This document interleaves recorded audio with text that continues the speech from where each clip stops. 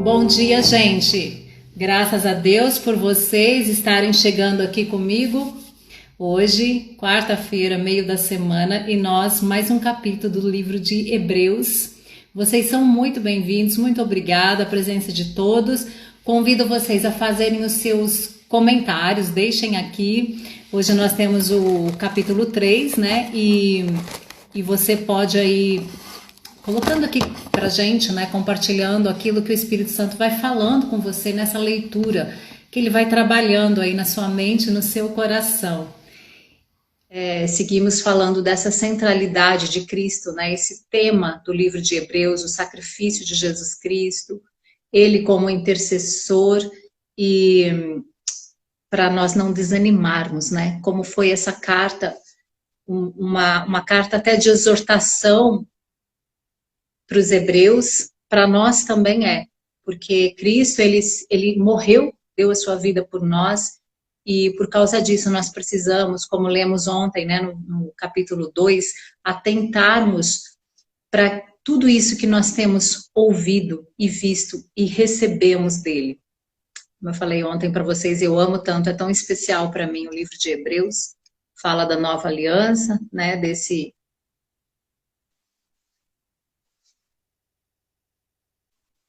essa redenção que veio através de Jesus Cristo, ele veio para nos redimir, e essa carta de amor que Deus, o Pai, tem com a gente, né? Essa história de amor, desde lá do início, ele construindo essa história. Apareci?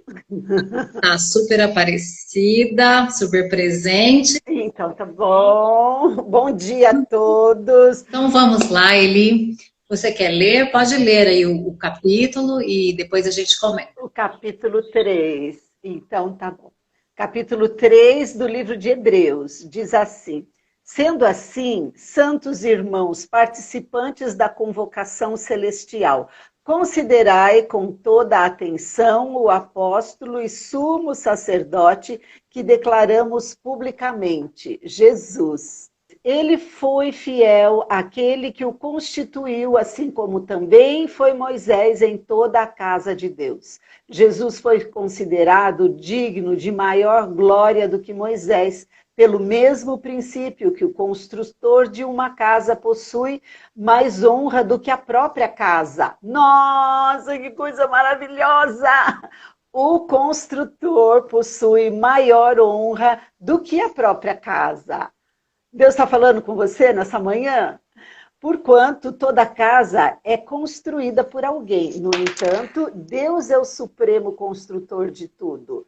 Moisés foi leal como servo em toda a casa de Deus, dando testemunho do que haveria de ser revelado no futuro. Cristo, no entanto, é fiel como filho sobre a casa de Deus. E esta casa, precisamente, somos nós, isto é, se retivermos com fé perseverante a coragem e a esperança da qual nos gloriamos. Nós somos casa de Deus, mas casa de Deus, aqueles que perseveram e permanecem. Versículo 7. Assim como proclama o Espírito Santo, hoje, se ouvirdes a sua voz, não endureçais o vosso coração, como ocorreu na rebelião durante o tempo da provação no deserto, onde vossos pais me tentaram, pondo-me à prova, ainda que durante 40 anos tenham contemplado as minhas obras. Por esse motivo, nossa, Su, não posso deixar de comentar. O apóstolo, o autor deste livro, conforme ele vai escrevendo, a gente percebe que parte do texto ele vai narrando, né, com a sua razão. Parte do texto ele está falando em profecia, Deus falando agora através desse autor. Hoje, se ouvirdes a sua voz, não endureçais. Por esse motivo me indignei contra essa geração. É Deus mesmo falando. E declarei: o coração destes está sempre se desviando, e não reconheceram os meus caminhos. Sendo assim, jurei na minha ira: estes jamais entrarão no meu descanso. Ele cita de uma forma tão inspirada que a gente ouve Deus mesmo falando através dessa citação que ele faz. Irmãos, tende muito cuidado para que nenhum de vós mantenha um coração perverso e incrédulo, que se afaste do Deus vivo. Pelo contrário, exortai-vos mutuamente todos os dias, durante o tempo que se chama hoje, de maneira que nenhum de vós seja embrutecido pelo engano do pecado. Porque passamos a ser participantes de Cristo, desde que na realidade nos apeguemos até o fim à fé que nele depositamos desde o início. Por esta razão é que se afirma: hoje, se ouvirdes a sua voz, não endureçais o vosso coração como ocorreu na rebelião. Ora, quem foram os que ouviram e se rebelaram? Não foram todos os que saíram do Egito guiados por Moisés? E contra quem Deus se manteve irado por 40 anos? Não foi contra aqueles que pecaram, cujos corpos tombaram mortos no deserto? E a quem jurou que jamais haveriam de ingressar no seu repouso? Ora, não foram aqueles que se mantiveram desobedientes? Concluímos deste modo que não lhes foi possível ter acesso à terra prometida por causa da incredulidade. Meu Deus, que palavra o Senhor está falando para mim e para você hoje? Não endureça o seu coração, não endureça. Endurecer o coração é rebeldia, não é? É isso que está escrito aqui. Versículo 5, Moisés foi leal como servo em toda a casa de Deus, dando testemunho do que haveria de ser revelado no futuro. Cristo, no entanto, é fiel como filho sobre a casa de Deus. Moisés foi fiel, ele se encarregou de pegar essa casa e dar continuidade à construção. Passou 40 anos renovando a geração, não é? Vendo pessoas falecendo, crianças nascendo e crescendo, e ensinando o temor do Senhor. Ele participou da construção, mas Jesus é o filho, é o herdeiro da casa.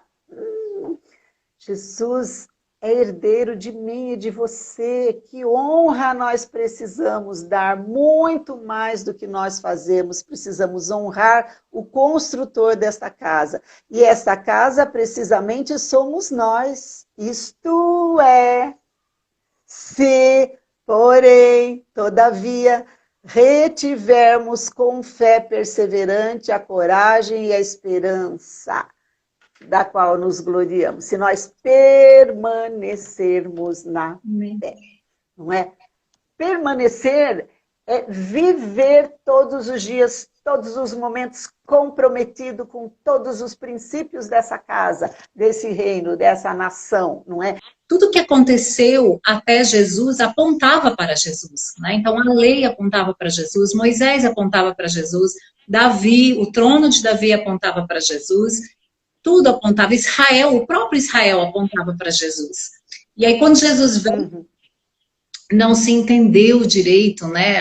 Havia essa problemática de Moisés, então, inclusive Paulo combate, o próprio Cristo, né? Ele fala muito sobre isso, e Paulo também dá algumas explicações, e aqui a gente vê nesse capítulo, dessa forma tão assim esclarecedora, que Moisés foi fiel, mas maior é Cristo, porque Moisés também está e estava sujeito a Cristo, a esse plano do nosso Deus, né? Ninguém na terra e no céu merece mais a nossa consideração do que Jesus, o sumo sacerdote, nosso intercessor. E eu só quero pontuar em cima desse comentário do Acelino que Jesus é o nosso intercessor. Não há ninguém entre você e Deus. Ninguém. Só Jesus. Por que só Jesus? Porque só Ele morreu. Nenhum ser humano, por melhor que seja a função que se exerça nessa terra, por mais espiritual que seja o cargo, né, o lugar que essa pessoa está, ninguém tem essa função de intercessor diante de Deus para perdoar pecado, para salvar, para trazer libertação. Ninguém tem essa capacidade. Todos nós dependemos de Jesus, porque somente Ele morreu. Então, intercessor nesse sentido de salvação é só Cristo. Não há ninguém. Eu quero fazer um destaque para o versículo 6, que você já falou alguma coisa, né? Cristo é fiel sobre a casa de Deus, cuja casa somos nós. É muito interessante quando Jesus entra no templo e ele faz aquela limpeza, ele manda embora os cambistas, né? Ele expulsa tudo que não tinha a ver com a casa de Deus. E porque o grande objetivo, assim, desde lá do tabernáculo, construção do tabernáculo, depois Salomão constrói o templo, era apontar justamente para eu e você como casa de Deus. Então, tudo que aconteceu, né, até então, e aí Jesus entra no templo, significando aquilo que nós precisávamos ser limpos, que não podia haver comércio dentro de nós, que o nosso coração tinha que ser a habitação do Altíssimo. E aqui ele fala, cuja casa somos nós. Tem duas coisas aqui que eu quero destacar, que nós somos essa casa, já sabemos, né? Mas vamos lembrar que nós somos a habitação do Eterno, do Todo-Poderoso, do Senhor dos céus e da terra. Se conservarmos firmes até o fim, a nossa confiança, se conservarmos firme. Depois, no versículo 12, ele fala assim, olha que vocês não tenham um coração perverso, incrédulo. Que vocês não tenham, que se desvie do Deus vivo. E lá em João, Jesus falando com os discípulos um pouco antes dele morrer, né? No capítulo 14, versículo 23, 24, não. 21 e 23, eu quero ler, ó. Aquele que tem os meus mandamentos e a eles obedece, esse é o que me ama. Então, ter os mandamentos é obedecer. E aquele que me ama será amado por meu Pai, e eu o amarei e me manifestarei a ele. E o 23 diz, se alguém me amar, então se temos os seus mandamentos e guardamos, nós o amamos. E se o amamos, obedecerá a minha palavra. E meu Pai também o amará. E nós viremos a ele e faremos nele morada. Ai, que lindo! Quem dá atenção para os mandamentos de Deus, quem ama a sua palavra, se torna casa dele. Ele vem habitar. E como é que a gente mantém essa confiança? Como é que a gente não permite que o nosso coração se endureça? Amando a palavra dele, obedecendo a palavra dele. Então, esse momento que nós estamos aqui, nós estamos lendo, estamos meditando nessa palavra, e o texto fala ali, né, se vocês ouvirem, não endureçais o coração. Nós estamos ouvindo, porque eu estou lendo, você está lendo aí, você está comentando, nós estamos ouvindo e vendo a palavra dele. Amém. Já é um passo importantíssimo, né? E o segundo passo é a gente viver nessa palavra, obedecer isso que está escrito aqui. E assim nós podemos manter firme a nossa confiança, o nosso coração não vai ser perverso nem incrédulo, como aconteceu com aquela geração lá. E uma coisa que eu achei também interessante, no 13, ele diz assim, se vocês... Não deixe que o pecado endureça o seu coração. E na sua versão está embrutecer, né? Gente... Embrutecer. O pecado... Deixar endurecer. Endurece o nosso coração, o pecado. Então, nós já somos livres do pecado, né? Agora, aqui ele está falando de incredulidade, que é pecado. A incredulidade nos afasta. A incredulidade nos derrota. Então, vamos ouvir... Sim. Essa voz do Espírito e manter firme a nossa confissão, sempre obedecendo a palavra do Senhor. Amém, gente? Graças a Deus, né? Hoje vivemos na mesma questão dos hebreus. Quantas divindades querem tomar o lugar de Cristo? Como eles davam essa divindade a Moisés, né? Moisés foi se tornando um Deus. E aí o autor aqui está justamente explicando isso. E as pessoas preguiçosas de estudar a palavra, religião não se discute, se discute sim, mas se aborda a conversa. Somos chamados para proclamar a verdade da palavra, em amor.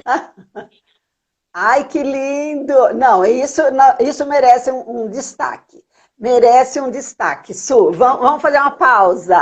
O que é pausa na música, Su? Conta para nós, né? Você respira. Vamos respirar aqui um pouquinho. Se discute, sim, quem é que faz a propagação dessas leis, desses conceitos, desses princípios. Quem faz, né?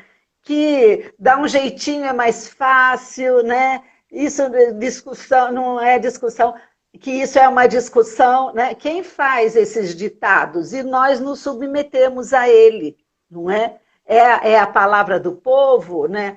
A palavra do povo é a lei de Deus? O que é isso? O que é isso? Não, nós temos esta verdade aqui, ó. Aqui é a verdade. O que nós estamos falando aqui não é a minha opinião, não é a opinião da Sueli, não é a opinião do Arcelino, da pastora Ivoneide, é a expressão da verdade revelada na palavra de Deus. Essa verdade é irrefutável, é indiscutível, indiscutível. E aqui está dizendo que Jesus Cristo é o caminho, é o único caminho, a única verdade que conduz à vida. Se quem permanecer, vai viver eternamente na presença de Deus. Quem não entender, quem não acolher, vai viver longe da presença de Deus. Isso aqui não sou eu que estou impondo. Deus que criou o sol e mantém ele lá no lugarzinho dele, que me criou você, estabeleceu esses princípios. Esses princípios são... E nós somos luz, pastor Ivoneide, nós somos luz. Se nós não abrirmos a nossa boca e falarmos, Deus vai levantar as pedras, de alguma forma, ele vai levantar quem proclama. A gente não fica discutindo religião, porque isso aqui não é religião. Jesus Cristo não é religião. Não é religião. Jesus Cristo é o Filho de Deus, Jesus Cristo é o nosso rei, né? A ele que nós servimos. Então, deixa as pessoas discutirem religião e nós ficamos com Jesus Cristo. Não tem como ter relacionamento com alguém que não conhecemos. E a mesma coisa com Cristo Jesus. Sim, conhecer, obedecer, considerar, né? Olhar para essa revelação. A carta descreve que Jesus é a revelação final do amor e da misericórdia de Deus. E é digno de nós. Amém. Então, Jesus Cristo é a coroação, né, do que Deus começou a fazer lá atrás. Gente, sim. Amém, graças a Deus, né? Muito obrigada a presença de vocês todos, por cada comentário aqui. Eles pensam que queremos discutir, queremos e devemos proclamar. E, exatamente. Discussão não vale a pena. É proclamar. É isso, é proclamar. Proclamar. Amém, Su, a gente não está discutindo, a gente está afirmando e ponto final. Ponto final, não é coisa... Não tem discussão. Não é da nossa cabeça. Não é da nossa cabeça. É. Amém, gente. Vamos encerrar com esse versículo 13. Pelo contrário, exortai-vos mutuamente todos os dias durante o tempo que se chama hoje, de maneira que nenhum de vós seja embrutecido pelo engano do pecado. É o que nós estamos fazendo. Excelente dia a todos. Amanhã a gente se vê novamente.